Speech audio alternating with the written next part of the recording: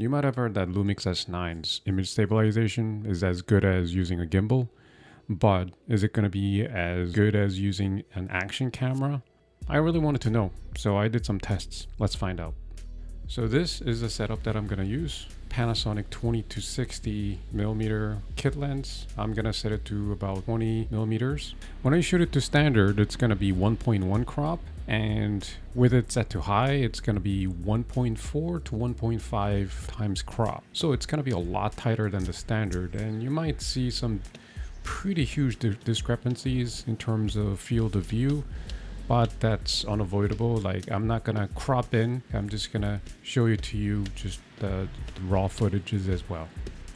So let's find out.